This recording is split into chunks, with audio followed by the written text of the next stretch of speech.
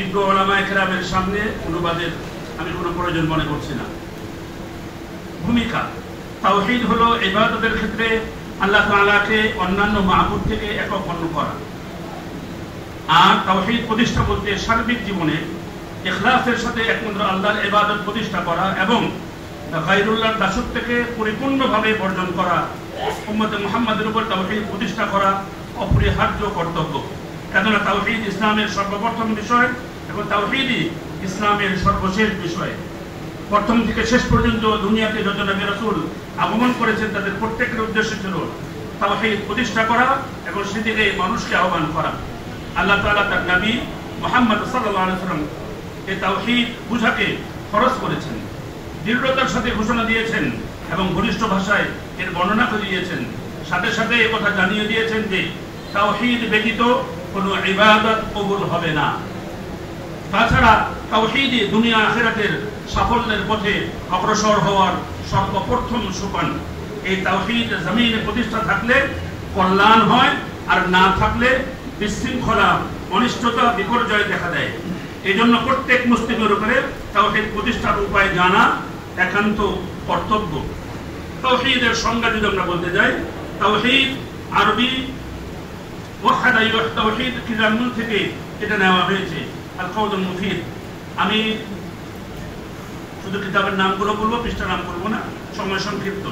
এর আবিধানিক অর্থ কোন জিনিসকে একক হিসাবে নির্ধারণ করা, মাজমুআল ফাতাওয়া আর রাসাইল।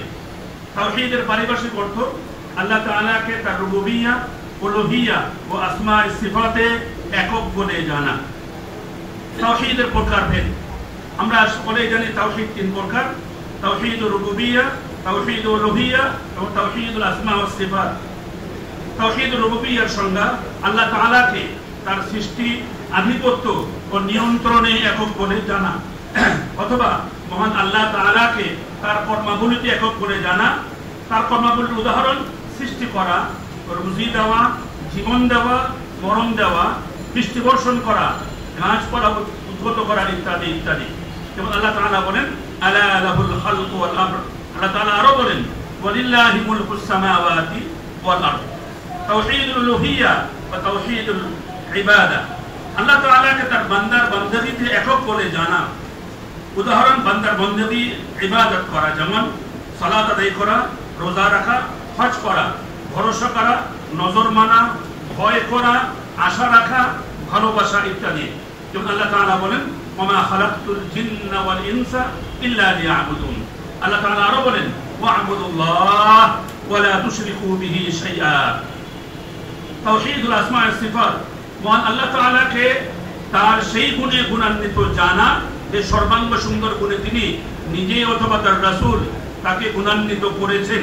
তার কোনো প্রকার কেমনত্ব ও উদাহরণ বর্ণনা না করা এবং তা বিকৃত ও নিষ্ক্রিয় না করা। যেমন আল্লাহ তাআলা বলেন লাইসা কামিসলিহি শাই ওয়া হুয়াস সামিউল বাসীর। এখানে আরেকটা জিনিস জেনে রাখা দরকার, উক্ত তিন প্রকার তাওহীদ একটি অপরের সাথে অঙ্গাঙ্গিভাবে জড়িত। এক প্রকার তাওহীদ অন্য প্রকার থেকে বিচ্ছিন্ন নয়। সুতরাং যদি কোনো ব্যক্তি এক প্রকার তাওহীদ বিশ্বাস রাখে আর অন্য প্রকার অবিশ্বাস করে, তাহলে সেই ব্যক্তি তাওহীদপন্থী হতে পারে না। দ্বিতীয়ত জেনে রাখা আরো দরকার যে সমস্ত কাফিরদের বিরুদ্ধে আমাদের নবী মুহাম্মদ রাসূলুল্লাহ সাল্লাল্লাহু আলাইহি ওয়াসাল্লাম যুদ্ধ করেছেন, তারা তাওহীদুর রুবুবিয়্যাহকে মানত। তারা স্বীকার করত আল্লাহ তাআলাই সৃষ্টিকর্তা, রুজিদাতা, জীবন ও মরণদাতা, উপকার করা, অপকার করা। তিনি সারা বিশ্বের নিয়ন্ত্রণ ও পরিচালনা করেন, কিন্তু তা সত্ত্বেও বিশ্বাস তাদেরকে ইসলামে দাখিল করেনি। এর প্রমাণ হলো আল্লাহ তাআলা বলেন কুল মান ইয়ারযুকুকুম মিনাস সামাই ওয়াল আরদি আম্মান ইয়ামলিকুস সামআ ওয়াল আবসার ওয়া মান ইখরিজুল হাইয়্যা মিনাল মাইয়িতি ওয়া ইখরিজুল মাইয়িতা মিনাল হাইয়্যি ওয়া মান ইউদাব্বিরুল আমর ফাসায়াকুলুনা আল্লাহ ফাকুল আফালা তাত্তাকুন।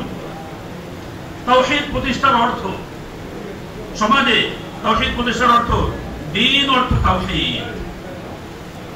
আল জামিউ লিআহকামিল কুরআন, আল্লাহ মনোনীত জীবন ব্যবস্থার নাম হচ্ছে দ্বীন। ইন্না দ্বীনা ইনদাল্লাহিল ইসলাম, সূরা আলে ইমরান 19 নম্বর আয়াত। দ্বীন শব্দটির আবিধানিক অর্থ আনুগত্য ও বশ্যতা স্বীকার করা।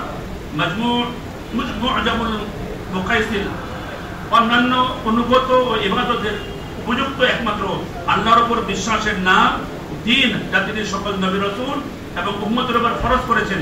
যেমন আল্লাহ তাআলা বলেন, শারআ লাকুম মিনাদ-দীন মা ওয়াসা বিহি নূহা ওয়াল্লাযী আওহাইনা ইলাইকা ওয়া মা ওয়াসাইনা বিহি ইব্রাহিমা ওয়া মূসা ওয়া ঈসা আন আকিমুদ-দীন ওয়া লা তাতাফাররাকু ফীহি। আল্লামা ইবনে কাসীর রাহিমাহুল্লাহ এই আয়াতের তাফসীরে বলেন, দিন হলো সকল নবী রাসূলগণ যা নিয়ে আগমন করেছেন, আর সেটা হলো একক নবী আল্লাহর ইবাদত করা, যার কোনো শরীক নাই। অতএব তাওহীদ প্রতিষ্ঠার অর্থ হলো সার্বিক জীবনে ইখলাসের সাথে একমাত্র আল্লাহর ইবাদত প্রতিষ্ঠা করা এবং গায়রুল্লাহর দাসত্বকে পরিপূর্ণভাবে বর্জন করা। তাওহীদ প্রতিষ্ঠার উপায়, তাওহীদ ভিত্তিক জীবন যাপনই একমাত্র জীবন। মানুষ ব্যক্তি জীবনে যেমন তাওহীদ প্রতিষ্ঠা করবে, তেমনি ভাবে বৈষয়িক অর্থাৎ ধর্মীয়, সামাজিক, রাজনৈতিক, অর্থনৈতিক এবং সাংস্কৃতিক জীবনকেও তাওহীদ ভিত্তিতে গড়ে তুলবে। তবেই তাওহীদ প্রতিষ্ঠাকারী ব্যক্তির জন্য রয়েছে নিরাপত্তা ও শান্তি। এবং আল্লাহ তাআলা বলেন, আল্লাযীনা আমানু ওয়া লাম ইয়ালবিসু ঈমানাহুম বিযুলম উলাইকা লাহুমুল আমনু ওয়া হুম মুহতাদুন।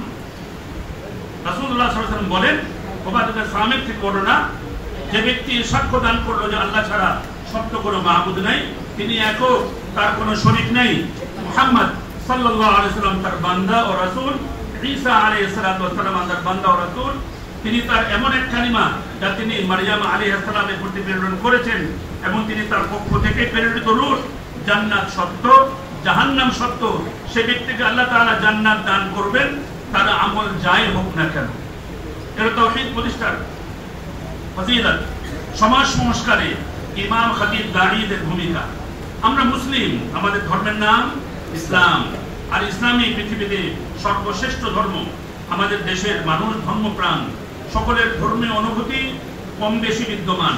তারা তাদের জীবন চলার পথে বিভিন্ন বিষয়ে সমাজের ইমাম, খতিব, দাঈদের শরণাপন্ন হন, সাথে সাথে তাদের কথাকে যথেষ্ট মূল্যায়ন করেন। এক্ষেত্রে ইমাম সাহেব তাদেরকে সঠিক দিক নির্দেশনা প্রদান করলে সমাজ সংস্কার করা খুবই সহজ হবে। ইমাম সাহেব প্রতি মাসে খতিব সাহেব সহ 4-5টি জুমার খুতবা দিয়ে থাকেন। জুমার খুতবায় তিনি বিভিন্ন সমস্যা সমাধানে মানুষকে বাস্তব ভিত্তিক শিক্ষা দেওয়ার আপ্রাণ চেষ্টা করে থাকেন, তা সুষ্ঠু সমাজ গঠনে সহায়ক ভূমিকা পালন করে। আলোচ্য নিবন্ধনে সমাজ সংস্কারে ইমামগণের কিছু ভূমিকা তুলে ধরবো ইনশাআল্লাহ। 1 নম্বর, শিরক মুক্ত জীবন যাপনের প্রশিক্ষণ প্রদান। একজন ইমাম ও খতিব মুসল্লিদেরকে শিরক মুক্ত জীবন যাপনের প্রশিক্ষণ খুব সহজেই প্রদান করতে পারেন।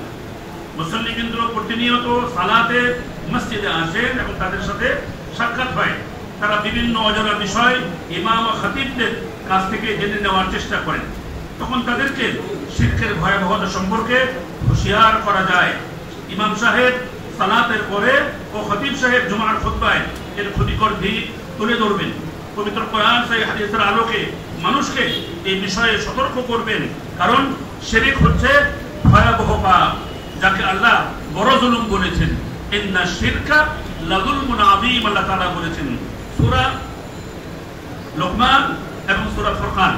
আল্লাহ রাসূল সাল্লাল্লাহু আলাইহি ওয়াসাল্লাম একে বড় পাপ হিসেবে আখ্যায়িত করেছেন। সহিহ বুখারী 6861, সহিহ মুসলিম 268। শিরকের ভয়াবহতার আরেকটি দিক হলো, শিরক করলে সারা জীবনের কৃত আমল ধ্বংস হয়ে যাবে। শিরক বিদআত জীবন যাপনের প্রশিক্ষণ প্রদান, বিদআত মুক্ত জীবন যাপনের প্রশিক্ষণ প্রদান। শিরকের মতো আরেকটি জঘন্য পাপের নাম বিদআত। বিদআত মূলত ইসলামের শরীয়তে নতুন কিছু আবিষ্কার করা, যার নেকির উদ্দেশ্যে মানুষ সম্পাদন করে থাকে। কোন প্রকার বিদআত ইসলামের স্বীকৃত নয়, চাই তা ভালো হোক আর মন্দ হোক। সকল প্রকার বিদআতই শরীয়তে পরিত্যাজ্য। বিদআত মুক্ত জীবন যাপনের ক্ষেত্রে ইমাম খতিবগণ গুরুত্বপূর্ণ ভূমিকা রাখতে পারেন। 5 ওয়াক্ত সালাত সহ জুমার খুতবায় আলোচনার